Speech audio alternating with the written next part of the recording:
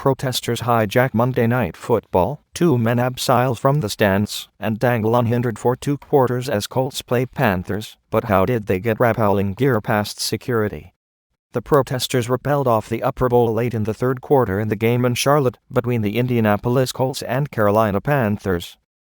The protesters dangled over fans in the lower bowl and in front of press box windows in Bank of America Stadium well into the fourth quarter.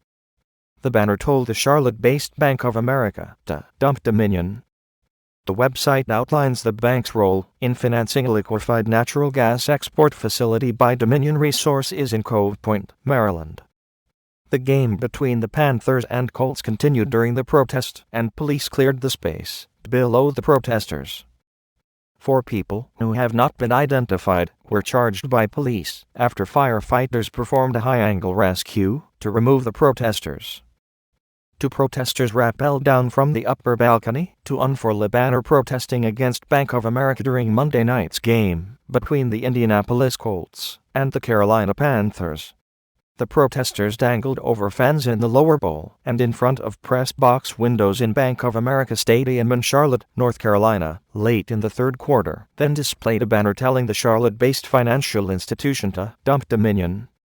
The banner also included a website address, which outlined opposition to Bank of America's role in financing a liquefied natural gas export facility by energy company Dominion Resources in Cove Point, Maryland.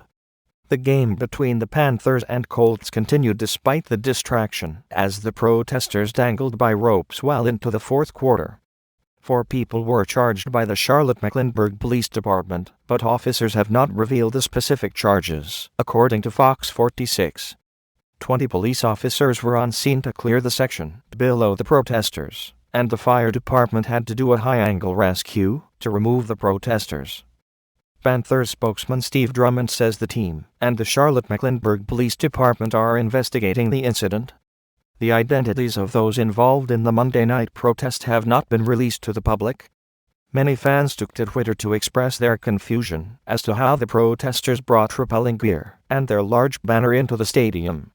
The Bank of America Stadium has detailed list of allowed and prohibited items on its website.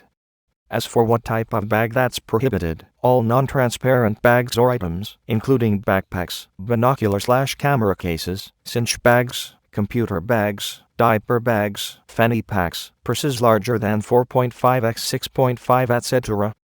Bags that have to be checked prior to entry include purses, bags, or clutches no larger than 4.5x 6.5. The website also states that staff must approve banners before allowing them into the stadium. The Carolina Panthers may allow a limited number of banners and flags, subject to stadium management approval. In addition, stadium management reserves the right to prohibit banners and flags due to space availability, size, or message content, the website says. The protesters who managed to get the banner and rappelling gear inside were part of We Are Cove Point, a coalition of people working to stop a liquefied fracked gas export terminal that Dominion Resources is trying to build in Lusby, Maryland. In a press release on the group's website, one of the protesters said they are giving money directly to Dominion with full knowledge of the health and safety risks of building an LNG export facility, and they need to be accountable to that. On the website, the activists call the Dominion Cove Point offshore liquid natural gas pipeline a bad deal for people, the planet, and investors. This is the first liquefied fracked gas export terminal to be built on the East Coast, and the first one to be built adjacent to a residential neighborhood, the organization says on their website. The people of Lusby and their allies have been working since early 2013 for studies to determine what the impacts of this terminal will be and whether it is safe to put it in their community, the organization added. The organization hopes to reclaim the community of Cove Point from Dominion using whatever tools necessary. The Panthers won Monday's rainy game against the Colts 29-26.